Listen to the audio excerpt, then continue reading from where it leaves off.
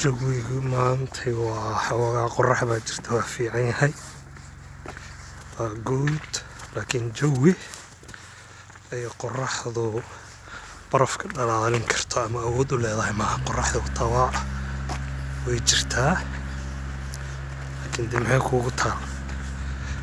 barafku waa iska sidiisii oo wax ay awood u leedahay inay dhalaaliso ma ahan.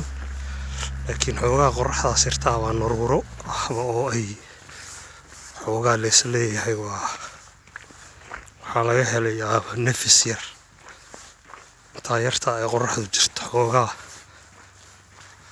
qabowga faraha badan ee qofka jirkiisa ku dhacay waa xoogaa waxaad moodaa inuu kaalmaati ka dhiganayo intaa yartaayo, laakiin dee waxba awood uma yeelanayso inay barafka fadhiya aad aragtid ay dhalaaliso ama ay ka kaxayso.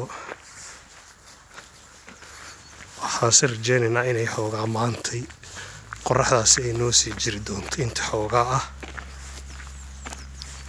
siday saadaashu sheegayso.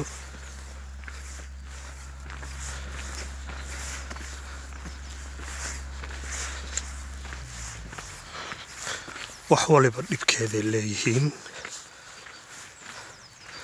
haddii lagugu imtixaamo qabow dhibkiisu leeyahay, haddii lagugu imtixaamo dabeel dhibkeeda leedahay, haddii lagugu imtixaamo biyo dhibkeedu leeyihiin. wax walba waxay leeyihiin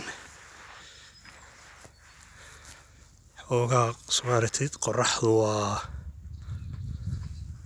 dhirtu qorraxdu waa u baahan tahay, noolahoo dhan baa u baahan, hadday yihiin dad iyo duunyo iyo wax waliba.